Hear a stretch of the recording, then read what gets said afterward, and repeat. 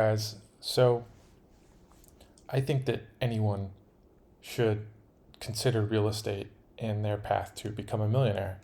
And why is that? Because even on a 30 grand salary per year and buying the median home, which costs 375 grand, the average person can become a millionaire in about 12 years.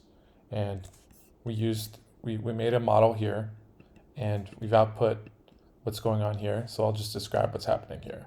This is uh, a snapshot in time, say at month 1, month 2, and so on, all the way to 143. And this is our cash balance. This is the number of houses we currently own. This is our current assets, current liabilities, and our net worth. Our net worth is cash plus assets minus liabilities. So after month 1, our net worth is 1749. And this is on our 30 grand per year salary, right? So you can see, things improve. We're getting better month by month. And then we get enough money. Now we have enough money for a down payment. So boom, we buy a house. Our assets and our liabilities pop up.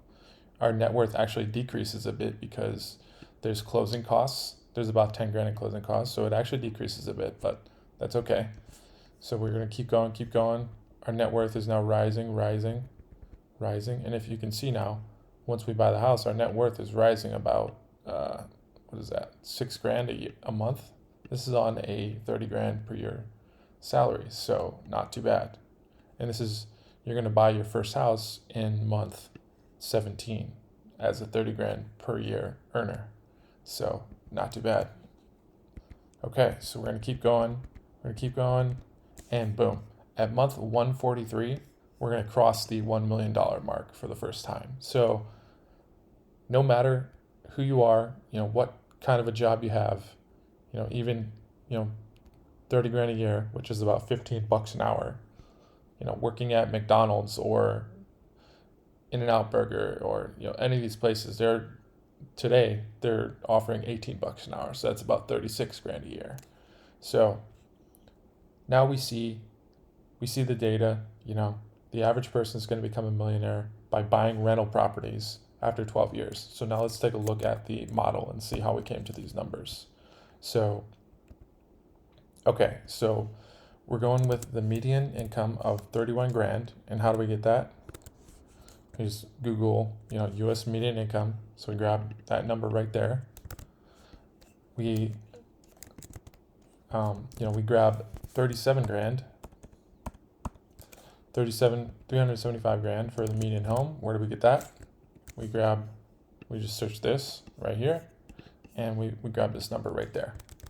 Okay, and our monthly payment. So how are we going to figure out what our monthly payment is? So let's type in mortgage calculator. Click this guy. Include these. So let's put in our purchase price, which will be 375 grand. And let's say we're going to do a 5% down payment for 10, 5. Okay, we'll do 5. And so that's how we're going to grab our down payment. So it's different. It's for the 5% down, it'll be 2,400, a little bit higher. 10% down, a little bit lower. So let's go with the middle. So we'll go with 2,200 because, let's just go with the middle, 2,300. Okay, and then, every mortgage payment you pay, it's made up of part interest and part principal. So that principal, that's your money. Like when you sell the house, you get that principal back. The interest goes to the bank, the principal goes to you. So we're going to include that principal pay down as part of our increase in net worth. Depreciation every single month. So another benefit of real estate is we can reduce our income from salary, wages by with this depreciation. So every single month we're going to make $100. And how do we get there? So the way it works is you can depreciate the value of the house over 27 and a half years. So we do 375 divided by 27.5, but we have to pull out the value of the land, which is about 100 grand. So we'll just to 275 grand. Okay, so every year we're going to be able to reduce our income by 10 grand, and every month we'll be able to reduce our income by $833. And this gets even smaller. So we're going to look at the tax schedule. Okay, so if I'm making 30 grand a year, then my tax rate, let's just call it 12%. So every month we're going to be able to reduce our taxes by about $100 a month. That's where we get this number right here. We're going to assume a house rises in value about 3% a year. We'll assume our interest rate on our loan is about 3.25. That's probably rising, so let's just call this 3.5. Okay. And so what are we going to do here? So the main action is happening here. So we're going to go through here. We're going to check every single time. We're going to see if our net worth is less than $1 million. Then we're going to go through again. We're going to update our balances, increase our monthly cash from our, say we're a teacher, from our salary. We're going to check, we'll say if our assets are zero, meaning we haven't bought our first house yet. We're going to say our all-in closing costs are going to be 5% of the median home price plus this $10,000 closing cost. This is for like origination fee from the mortgage company. Otherwise, we're going to do 10%. That's the only difference there. So here we're going to say, all right, if we save up in our bank account, we get more than the, we have all the money we need to buy another house. Okay, so then we're going to go buy one. If it's our first time buying a house, we'll go and buy. It's a little bit different. We'll buy our first house. Otherwise, we'll just buy another investment property. And we keep going through this loop. We go through until we get to $1 million. Then we pop out, and then we just go ahead and get that nice table. So let's take a look and see what happens. Like, how do our balances update? What happens when we buy our first house? What happens when we buy just our second, and so on and so forth. Okay, so when we update our balances, we're increasing our cash by, A, what's our monthly salary, and B, how much of our monthly salary are we able to save? And, this is a high assumption. This is like you're cooking all your own food, you're, staying in, inviting friends over rather than going out to the bar. So this is pretty high. So let's just assume, let's call it 50%. And we're going to increment our months just to keep track of that. And now we're going to say, all right, if we have some assets, those are going to change in value over time, right? They're going to go up in value. And okay, so how are our assets going to increase? First off, just by appreciation, right? And so we're assuming this 3% per year. And so we increase it by appreciation. And we're going to assume a zero cash flow.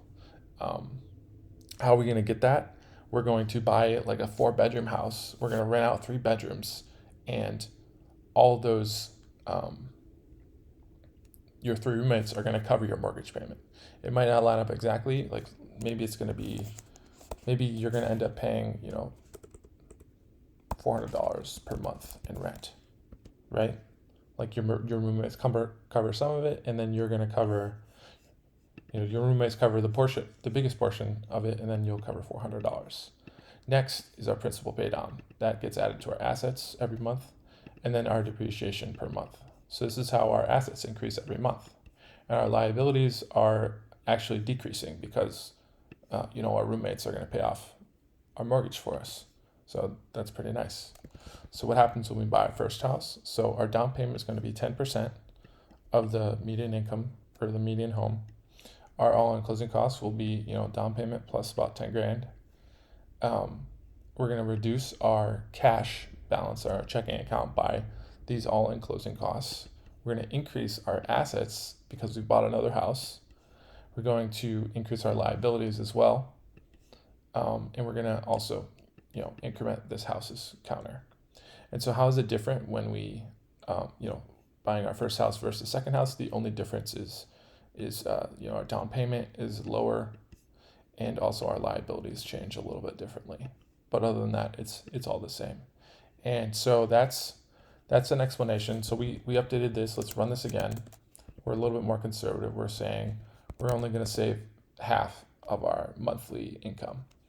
So let's see what happens here. Okay, so a little bit longer, you know, 13 years. But even still, like as a teacher, as a cop, uh, as a grocery store worker, I live here in Seattle, and Amazon Fresh workers make $17.75 an hour. Even an Amazon Fresh worker, or even a Starbucks worker, or anything, can become a millionaire. And this is how you can do it. So, thanks for watching, and we'll talk later. If you have any questions, feel free to leave them in the comments, and I'll be happy to answer all of them. All right, you guys.